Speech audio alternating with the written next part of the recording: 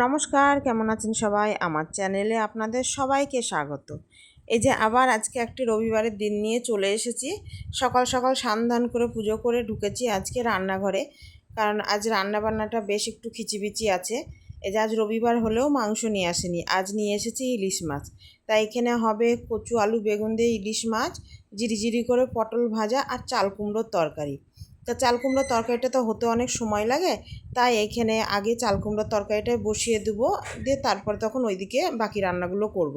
কারণ আমি সবসময় দুটো গ্যাস ধরিয়েই রান্না করি, আমার এতে মনে হয় খুব সুবিধা হয়, হয়েও যায় তাড়াতাড়ি। তা ছেলে মেয়ে কচু বেগুনের ঝোল দুজনাই কেউ খেতে চায় না। ওরা বলেছে আজকে মাছ ভাজা আর মাছের তেল দিয়ে ভাত খাবে, কারণ ছেলের তো কদিন খুব জ্বর হলো, ওর মুখে কোনো স্বাদ নেই, ও কিছুই খেতে পাচ্ছে না সেভাবে। তাই ওদের জন্য মাছ ভাজা রাখবো, আর আমাদের জন্য করব কচু বেগুন আলু দিয়ে মাছের ঝোল। আর এখানে চাল কুমড়োটা আজকে কিছুই মশলা দেবো না, শুধু লঙ্কা চিড়ে দিলাম আর একটু পাঁচফোড়ন দিলাম। এবার লবণ হলুদ দিয়ে এটা ঢেকে দেবো। তা করতে এদিকে দেখেছেন পটল ভাজাটাও হয়ে গিয়েছে। পটল ভাজাটা নামিয়ে দিই, আর এদিকে চাল কুমড়োটাও ঢাকা দিয়ে দিই। তাহলে ঢাকা দিয়ে রাখলে না অনেকক্ষণ মজে যায়, তাড়াতাড়ি হয়। এ দেখুন কতটা ছিল আর কইটুকু হয়ে গেল। এবার ইলিশ মাছের মাথাগুলো দিয়ে দিলাম। আর এদিকেও কচু বেগুনটা বেগুনটা ভেজে তুলে রেখেছিলাম, আর কচুটা আলুটা ভেজে তার মধ্যে মশলা দিয়ে মশলাটা কষিয়ে নিয়ে এবার এর মধ্যে দিয়ে দিলাম জল। কচু আর আলুটা সেদ্ধ হয়ে গিয়েছে, এবার এর মধ্যে দিয়ে দিলাম ভেজে রাখা বেগুন আর মাছটা। এটা দিয়ে ঝোলটা আজকে করব। খুব একটা ঝোল করব না, বেশ মাঝারি টাইপের ভালোই লাগে। আর এই কচুর দিয়ে ঝোলটা না আমার আবার খুব পছন্দের, কিন্তু কচুটা আবার ওর বাবাও খাবে না।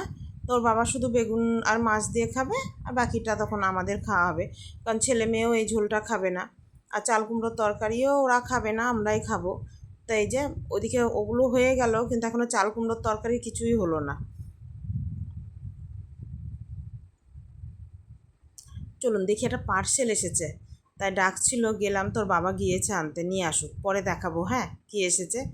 এই দেখুন মাছের ঝোলটাও হয়ে গিয়েছে, মাছের ঝোলটা নামিয়ে নেব। এখনও চাল কুমড়ো হয়নি, চাল কুমড়োটা হতে মনে হচ্ছে আজকে একটু বেশিই দেরি হচ্ছে।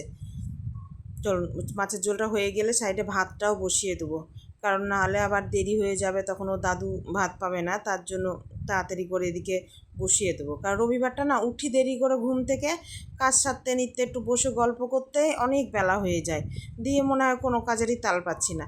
তাও আবার বসি না, প্রতিদিনই তো একঘেয়ে থাক। এ দেখুন মাছের ঝোল হয়ে ভাতও প্রায় শেষের দিকে, এতক্ষণে চাল কুমড়োটা হয়ে গিয়েছে। এবার চাল কুমড়োটাকেও নামিয়ে নেবো, তারপরে আপনাদেরকে পার্সেলটা খুলে দেখাবো হ্যাঁ, কারণ খেতে দিয়ে আসি আগে। এই নিচে যে গাছগুলো আছে এখন বেশ টুকটাক বৃষ্টি পড়ছে, বর্ষা হচ্ছে তো, দিয়ে মনে হচ্ছে যেন গাছগুলো সবসময় একটা স্যাঁতস্যাঁতে ভাব। একটু ছাদে দিয়ে আসি, তাহলে বেশ রোদ পাবে, বেশ ভালোই হবে। রোদ যদিও বা আজকে সেভাবে কিছুই ওঠেনি, এই যে মেঘলা হয়েই আছে, কালকে রাতে প্রচুর বৃষ্টি হয়েছে।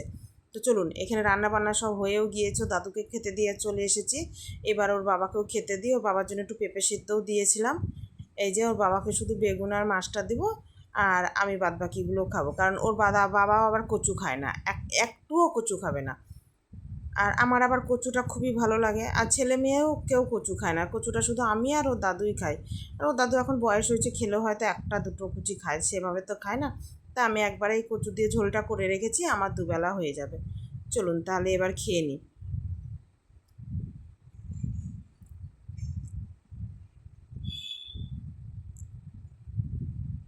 খাওয়া দাওয়া সব হয়ে গিয়েছে, এবার নিয়ে এসেছি পার্সেলটা। বেশ কিছুদিন আগে ফেসবুক ঘাঁটতে ঘাঁটতে ওর বাবার একটা শাড়ি খুব পছন্দ হয়েছিল, এমনকি বলেও ছিল মানুষের শাড়িটা দেখো বেশ ভালো লাগছে, পছন্দ হলে তোমাকে কিনে দেবো। তা আমারও দেখে বেশ ভালো লেগেছিল, তো যখন বলেছিলাম তখন বললো যে এখন ওতে নাই, সব শেষ হয়ে গিয়েছে, রিস্টক হলে আপনাকে বলবো। তা রিস্টক হয়েছিল, মেসেজ করেছিল, তো সেখান থেকে অর্ডার দিয়েছি এই শাড়িটা। আর শাড়িটা এত সুন্দর এসেছে কি বলবো।